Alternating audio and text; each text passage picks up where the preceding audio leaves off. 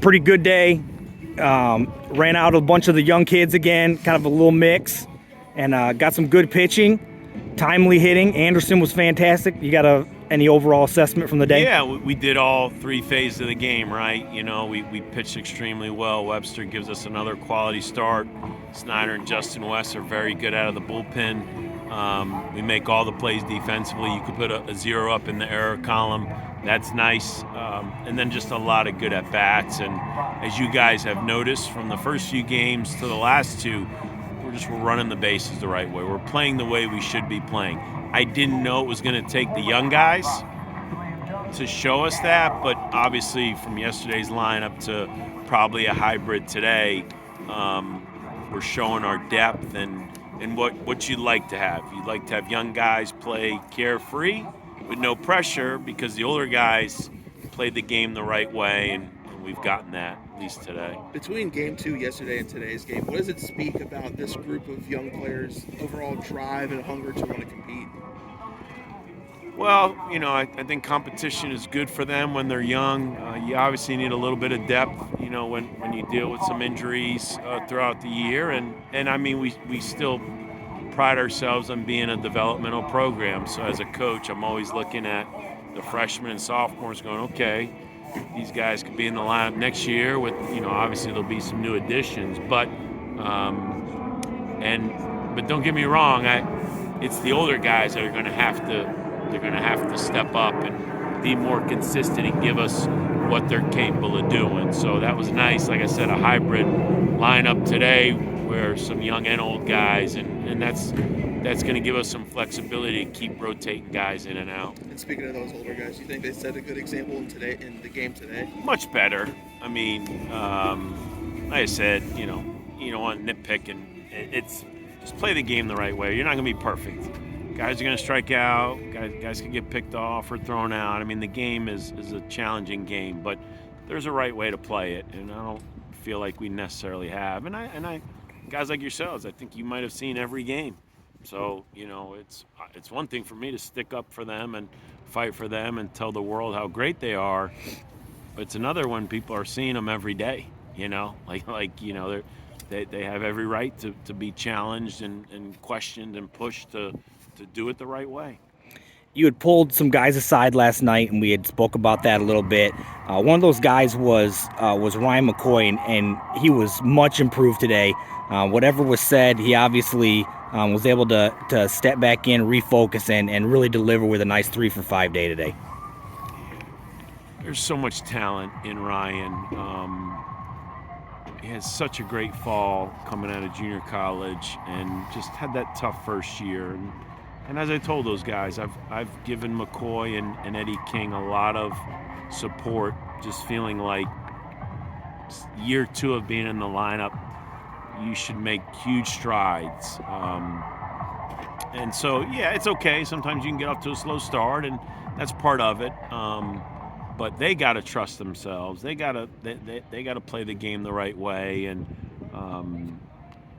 combined with those other, the Bensons and the Humphreys and the Beards. And, like I said, that group of older players should really carry the load and let the freshmen just be freshmen, and have fun and play the game. But the freshmen kind of showed maybe the older guys that just have fun, play the game, but do it the right way.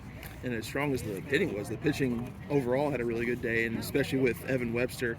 How goes his transition from being a bullpen guy his whole career to now transitioning to that starter role? How is his progression coming along in terms of maybe the longevity of his arm? He's, what they call it, the Swiss Army knife. Like you feel like Webster, you could pitch in any role at any time, and the value of that. And he's such a great teammate. I'm sure he's enjoying starting, but if we called him in and said we need you to come out of the bullpen, I mean, he would do it. I mean, he would do it and be happy to do it and help the team. And so even when, Mitchell Dean gives us, 3 innings out of the bullpen yesterday, and Justin West gives us 3 innings out of the bullpen today, like, I don't ever want to call them bullpen arms. It's just when the ball gets flipped to you, get outs, right? Because as the saying goes, you never have enough starting pitching. So right now, man, whether you start the first 3 to 5 innings or you pitch in the middle or you pitch the last 2 to 3, man, it's the last 2 games, and I think for the most part, what are we, 6 games in? We probably got 5 quality starts, and you're never going to be perfect. Everyone's not going to be perfect out of the bullpen, but it's nice to see what we got the last 2 games. You've gotten a lot of good, you can tell with Evan Webster, like you can tell the leadership qualities that he brings to the team and how important that is. Can you talk a little bit also about maybe a guy like Brandon Anderson being back the last couple days and just what that means to your lineup? He's come out and has really been ready to go. Yeah, I mean, he gets a lot of respect in our program. I mean, when he showed up as a freshman, it was kid was committed to the game. He was professional, and he worked hard from day one. And had an okay sophomore year, but spent this summer just getting stronger. And I shared it on the radio with Sean. We rank our hitters in the fall, at the end of the fall, and if I remember correctly, he was the #1 ranked hitter in our program. Like, he gets a lot of respect, and when your teammates, see you as that, it's nice to get that in the lineup, because of the quality at bats he has. And so, those at bats were huge the last couple days, and you just hope it kind of just takes the pressure off everybody. That at some point, as tight as we've been, earlier in the week, it just need to relax and play. And it doesn't mean everything's going to go your way, but it sets us up to have more success. And last for me, Forbes is getting the start tomorrow, right? Yes. So what are you looking to see out of him as he comes back from that? It was an oblique injury, right? Yeah, just do what he did in the summer, fall, and before he had a little bit of an oblique thing. Just aggressive in the strike zone. He was landing 3-4 pitches, and trust your ability, and excited to get him out there because we saw some special flashes of him, and you don't have to be special. Just command the strike zone, be aggressive, and let's play the game the way it's supposed to be played. You gonna pitch and hit?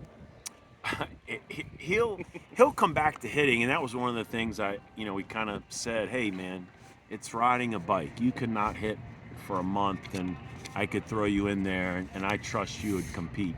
Pitching's a different animal with the arm care and you got to take care of the arm. You got to be throwing. So we shut down the hitting first, and then the pitching behind it. So I would think he'll hit at some point. Right now let's focus on pitching, and but I've always said I think it's a superstar two-way player, and even if he didn't hit a ton this year, I'm not passing on this year. In my eyes, I'm saying all the older players were losing. I'm going, man, this guy could be back in the middle of my lineup next year. If he's not this year, I'm hoping we can keep him healthy and let him be the two-way star that he's capable of being. Awesome.